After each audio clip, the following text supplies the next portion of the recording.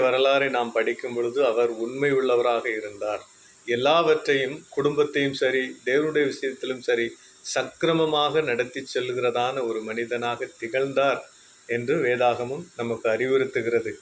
எனவே உண்மையாய் ஒரு மனிதன் வாழ வேண்டும். இந்த உலகத்தில் வாழ்ந்து கொண்டு இருக்கிற ஒவ்வொரு மனிதனும் மனுஷியும் தேவனுக்கு பயந்து பக்தியோடு உண்மையாய் வாழ வேண்டும்.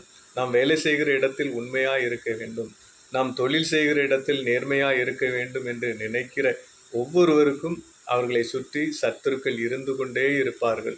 இது கட்டாயம், சத்தியம், உண்மை. இது நாம் அனுபவிக்கிறதான ஒரு உண்மை.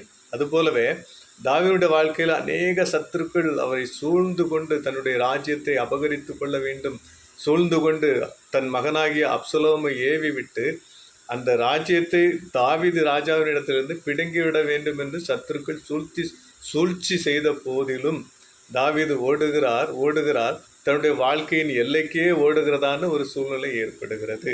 எனவேதான் தாவீது அவர் சங்கீதத்திலே சொல்லுகிறார், நான் கர்த்தரை நோக்கி சத்தமிட்டு கூப்பிட்டேன், அவர் தமது பரிசுத்த பர்வதத்திலிருந்து எனக்கு செவி கொடுத்தார் என்று தாவீது சஞ்சலத்தோடு மனசை தேற்றி கொண்டு முறையிடுகிறதான ஒரு சங்கீதமாய் இருக்கிறது.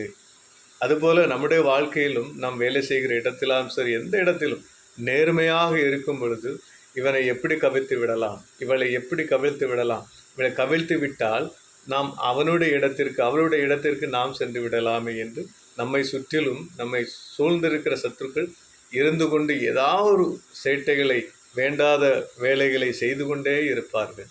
ஆயினும் நாம் நேர்மையாக இருக்கும் பொழுது, ஆண்டவரை நோக்கி விண்ணப்பங்களை ஏறெடுக்கும் பொழுது, ஆண்டவர் நமக்கு அதற்குரியான வழிகளை நமக்கு திறந்து கொடுப்பார் என்பதில் எந்த சந்தேகமும் இல்லை.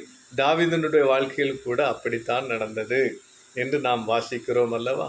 ஆண்டவர் தாவீது அனுபவித்தது போல துன்பங்களையும் துயரங்களையும் நாம் அனுபவிக்கிற சூழ்நிலை ஏற்படும் பொழுது ஆண்டவர் நம்மை தேற்றுகிறதான ஒரு வசனத்தை சொல்லுகிறார். நாம் வாசிக்கலாமா? நான் வாசிக்கிறேன், நீங்கள் கேளுங்கள். மத்தேயு சுவிசேஷம் 5ஆம் அதிகாரம் 11ஆம் வசனத்தை நான் வாசிக்கிறேன்.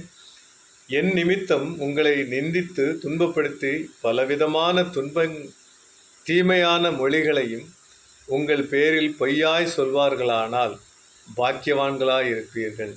உண்மையாய் நடந்து அவர்கள் நிந்திக்கிற ஒரு சூழ்நிலை ஏற்பட்டால் பாக்கியவான்களாய் இருப்பீர்கள் என்று சகோதரனே, சகோதரியை, உன்னையும் பார்த்து என்னையும் பார்த்து ஆண்டவர் சொல்லுகிறார். ஆமென். Praise the Lord. இந்த 3ஆம் சங்கீதம் நம் எதை வலியுறுத்துகிறது? ஆண்டவரை முறையிடுகிறதை, ஜெபிக்கிறதை வலியுறுத்துகிறதா இருக்கிறது. ஆமென். Praise the Lord.